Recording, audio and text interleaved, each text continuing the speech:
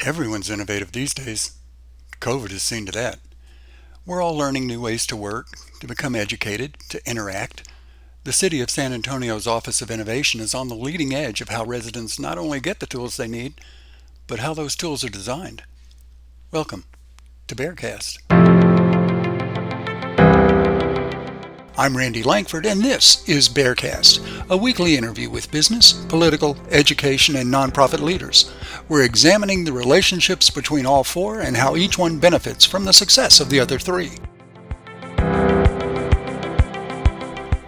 Brian Dillard is a third-generation East Side San Antonio native. Born and raised in the former Wheatley Courts area, he attended Wheatley Middle School and graduated from Sam Houston High School in 2001. He holds a bachelor's degree in political science and is a veteran of the U.S. Air Force, where he served 10 years active duty. Brian currently works in the City of San Antonio's Office of Innovation as the Chief Innovation Officer. Brian, thanks for joining me. I appreciate it. My pleasure. Thank you for having me, Randy. Oh, it's good to see you. Um, Yeah. take me through the basics. What is the City of San Antonio Office of Innovation? What do you guys do? So we do a lot. The Office of Innovations really started up about 15 years ago, and it was originally called the Office of Innovation and Reform, believe it or not. There was an additional component to it back then. It was really about identifying efficiencies throughout the city, throughout the agency, and then correcting for those efficiencies, correcting for those inefficiencies or ineffectiveness wherever it was identified. We still have that piece. We are now the Office of Innovation. We've been their own department for about 5 years now, but we still have that piece of efficiency. So one piece is our process improvement team. So they really go throughout the 40 departments within the agency, identify those inefficiencies, and then help create recommendations. So we do a workflow analysis around those inefficiencies or processes. And then we provide a recommendation and help implement those recommendations. So we do that. That's one part of our team. Another part is our smart cities team. So they really focus in on how do we build the city of the future when it comes to inclusion, when it comes to resiliency, when it comes to connectivity, identifying what can we build into the city right now that's going to help us in years to come. That's our smart cities program. Our third piece is our research and development team. This was just spun up earlier this year, which is called our R&D League. And this is allowing the city of San Antonio to really take a data-driven approach to what we do, whether that's new approaches, new processes, or old ones, to really understand and study at a detailed level what the impact of what we're doing is making.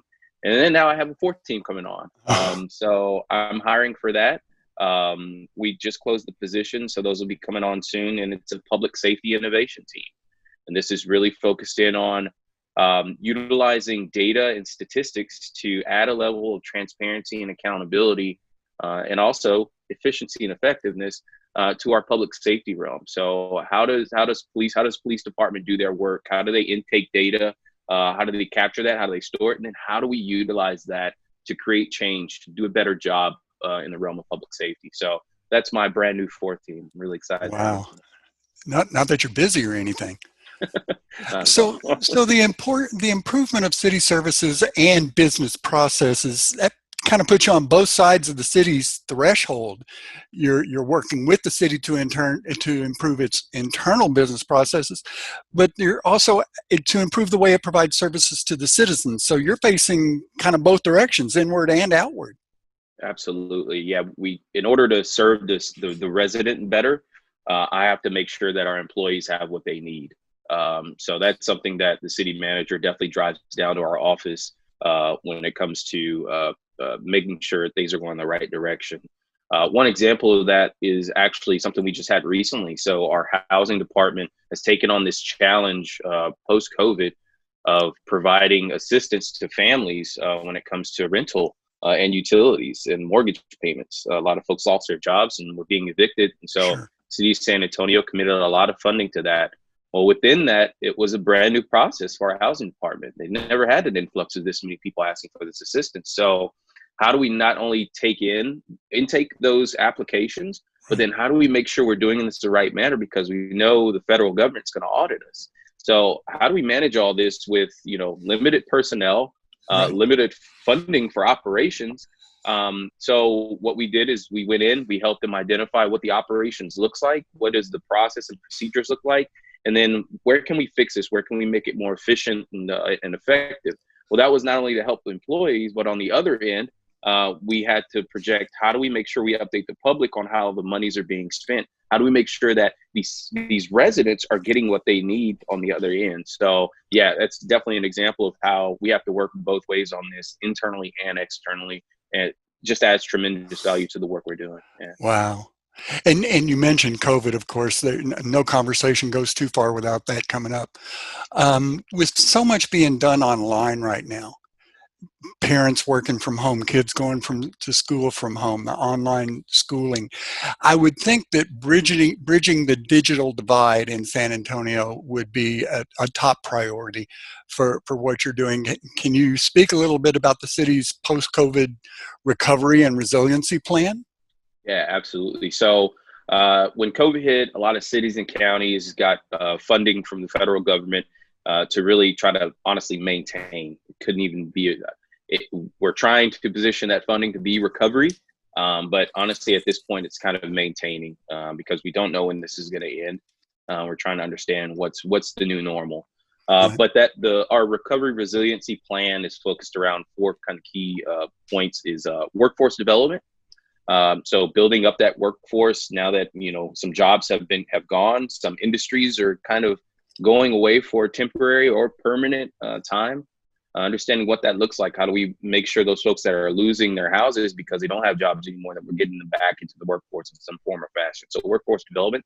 The second is housing security, as I just mentioned. The third is small business support. So understanding a lot of small businesses that had to shut down or may still be shut down. They need that financial support. And then the last, as you mentioned, is our digital inclusion pillar. So understanding that everybody had to go home. And a lot of folks didn't have internet connection at home, or they didn't have a device at home. Or if they did have access to those, they didn't know how or what to use that for. So that was a big part of this. So yeah, that's where we're focusing those funds at. And that's how we're responding to COVID right now in this moment. And you mentioned that you have the 4 work groups and you're focused on so many different areas. What's the thinking behind bringing all those efforts together in that kind of a holistic approach? It's none of this operates on its own, like you say. Right. How did that strategy come together? So that was, again, a conversation among community members, community leaders, and the city of San Antonio. We assembled a lot of work groups right off the bat to focus in on these and understand from the experts outside the city, hey, what should we be doing here? And the general consensus is always, it should be a comprehensive approach. Identify where folks are struggling from the folks from the individuals that have a day-to-day contact with those residents. And then focus in on those topic points. So comprehensively, the approach has been that although we are 40 different departments, we all have to identify how all of these come together and impact a resident in one specific way. Resident doesn't care who they're getting the support from. All they know is they need the support. So however we can do that as a team is the most impactful approach. Right, and it's hard to be focused on digital issues when you can't pay your rent, or when you don't Exactly. have a job to go back to. None of And if that you is need in a internet vacuum. access to pay your rent. Right. Yeah. The way you identified the public and engaged the public in that process is pretty intriguing to me. That's pretty grassroots effort. Sounds a lot like what BexarCast does. And I want to obviously bring the conversation back around to BexarCast. Yeah. By pairing high school production teams, the kids in high school, introducing them into a nonprofit organization and let them spend some significant time with that organization, learning about how it works and what it does for the community, that engages them with the community beyond just their school or their household or their church or their circle. How important is that to creating a thriving society? Very, very much so. I tell residents all the time. I tell my leadership all the time, we're not going to come up with these ideas on our own. We're not going to come up with the solutions in silos or within a vacuum. So to have those conversations, to understand that, city employees are residents as well, and understanding that a lot of us deal with these same issues. We had a lot of city employees get furloughed during this period. So the impact's all around. So having those conversations with between the age groups specifically is very important to us. One of the programs we have underneath my office with Geekdom is CivTech SA, which has a track that focuses in on middle and high school students.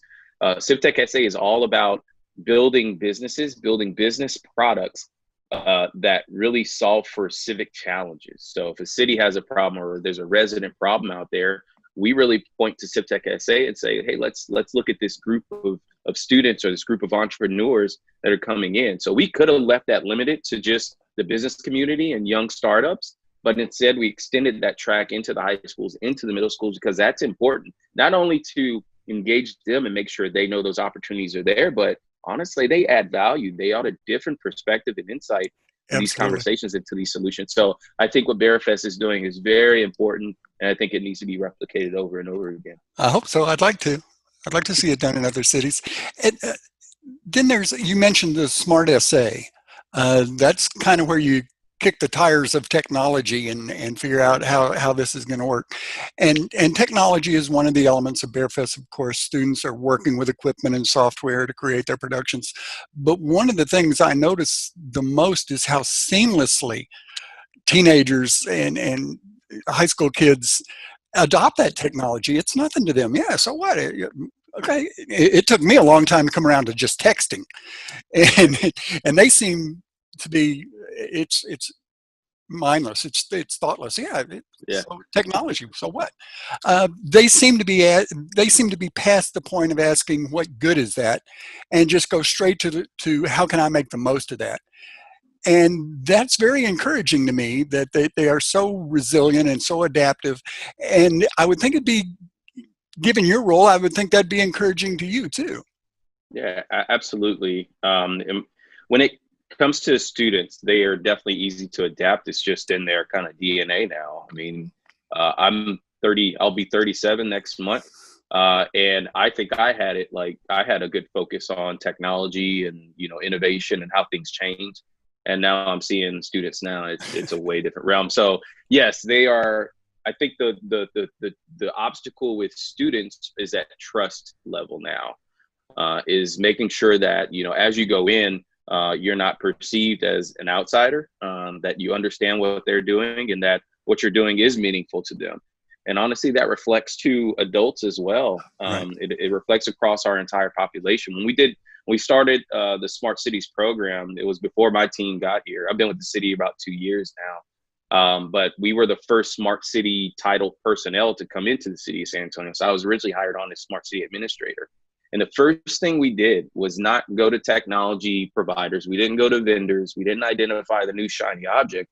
For the first 3 months, we did community engagement. We actually did a community survey phase from October to December of 2018. And the reason for that was we didn't want to just implement the new cool thing. We wanted to identify what are the challenges that residents face. That's how you get true ownership and agency. That's how you really get that resiliency piece. So to us, resiliency means a lot of things. It can mean sustainability. It can mean environmental items. But really, when we talk about the Smart Cities vision, it's really about how do I make sure that the city of San Antonio doesn't have to always own innovation?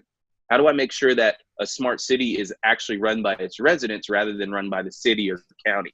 That is a true smart city for us. And that's what we're really aiming to be. But in order to get there, we do have to have that, we have to give that resident authority in their own realm and that knowledge and then experience in their own realm to make them comfortable with utilizing that technology.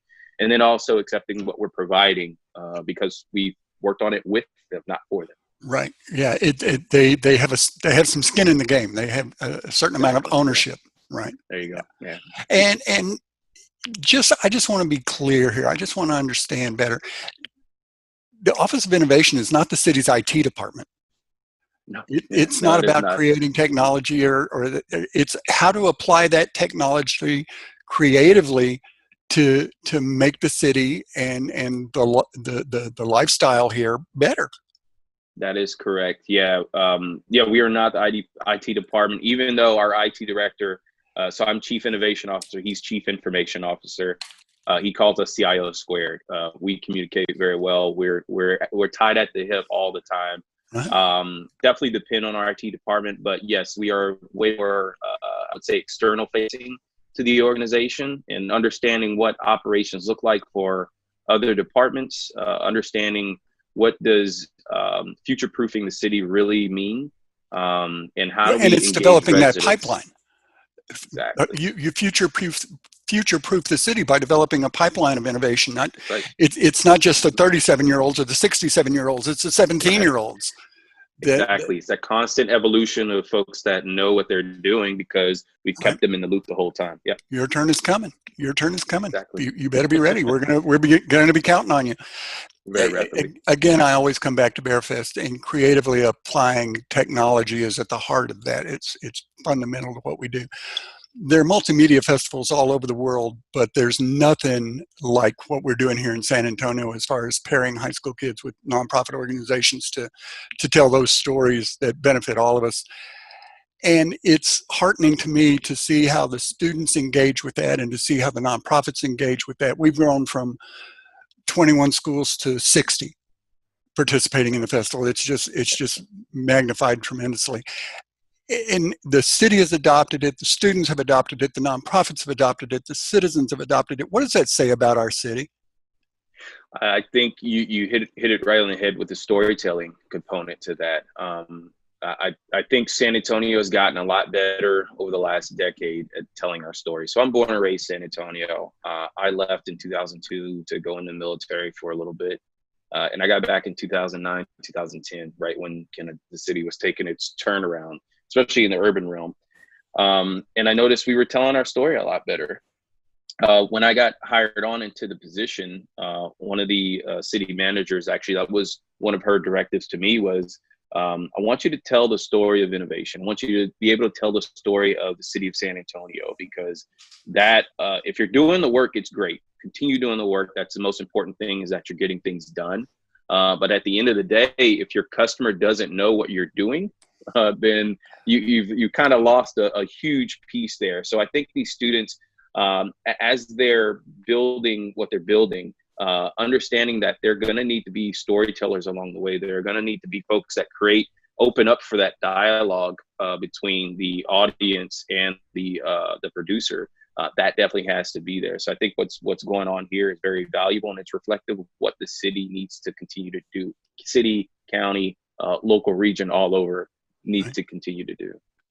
I agree. I'm with you. I want to join that CIO squared project that you've got going on. Come on in, Randy. Yeah, Brian, thanks so much for the time and your insights and your dedication. It means a lot to, as a citizen of San Antonio, as a resident of San Antonio, I appreciate what you guys are doing in making our city a better place for everybody. My absolute pleasure. It takes us all, and thank you for what you're doing with BexarCast. Thank you for your time today, Randy. My pleasure. See you soon. Yes, sir.